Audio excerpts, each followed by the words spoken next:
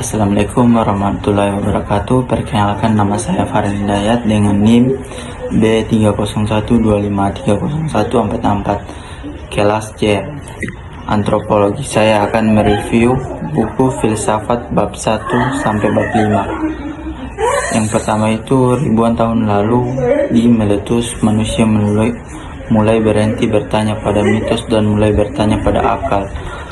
Thales menyebut air adalah segalanya.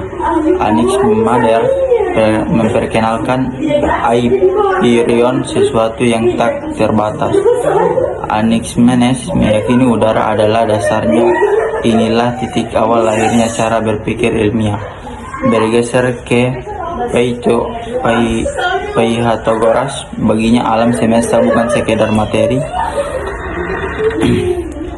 tapi harmonika angka. Intinya angka adalah dasar realitas. Visi alam punya keturunan matematis dan jiwa manusia abadi melalui reinkarnasi. Filsafat bagi mereka bukan cuma teori tapi cara hidup suci.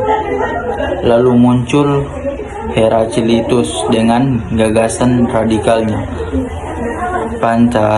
Pantarai semuanya mengalir.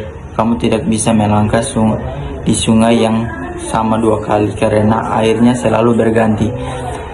Di balik kekacauan perubahan ada logos, hukum rasional yang mengatur segalanya. Kebalikan dari Heraklitus, Parmenides berteriak perubahan itu ilusi. Menurutnya yang benar-benar ada itu tetap dan tidak berubah. Indra kita menipu hanya logika murni yang bisa menemukan keberadaan sejati. Pertentangan Heraklitus vs Parmenides inilah yang membentuk perdebatan filsafat selamanya. Terakhir muncul para filsuf yang mencoba menyatukan ide-ide sebelumnya.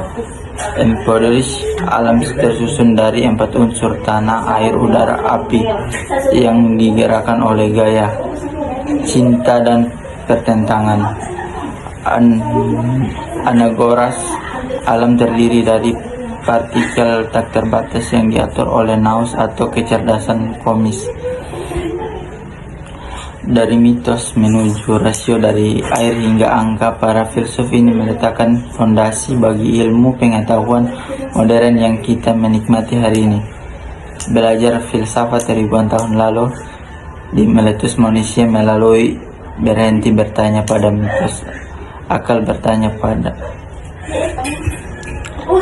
dari mitos menuju rasio, dari air hingga angka, para filsuf meletakkan fondasi bagi ilmu pengetahuan modern yang kita nikmati hari ini.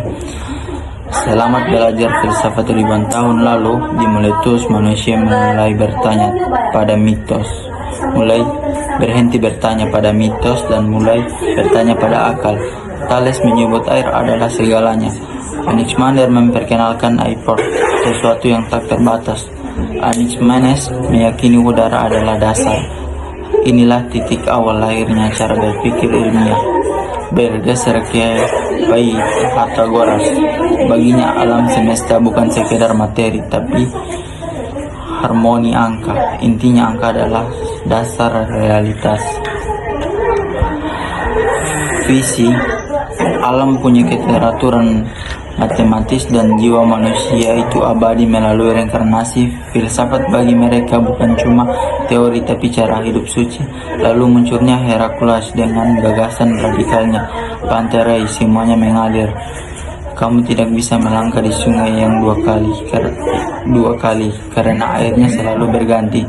Di balik kekacauan perubahan ada logos, hukum rasional yang mengatur segalanya. Kebalikan dari Heraklitus, Parmenides berteriak perubahan itu ilusi. Menurutnya yang benar-benar ada itu tetap tidak berubah. Indra menipu hanya logika murni yang bisa menentukan kebenaran sejati. Pertentangan Hercules dan Parmenides inilah yang membuat perdebatan filsafat selamanya. Terakhir muncul para filsuf yang mencoba menyatukan ide-ide sebelumnya. Empedokles adalah Alam tersusun dari 4 unsur tanah, api, udara yang digerakkan oleh gaya cinta dan pertentangan. Anagoras, alam terdiri dari partikel yang tak terbatas diatur oleh naus atau kecerdasan kosmis. Dari mitos menuju rasio, air hingga angka, para filsuf ini meletakkan fondasi bagi ilmu pengetahuan modern yang kita nikmati hari ini. Selamat belajar. Mungkin dari itu saja dari saya. Sekian. Wabillahi taufiq wal hidayah. Wassalamualaikum warahmatullahi wabarakatuh.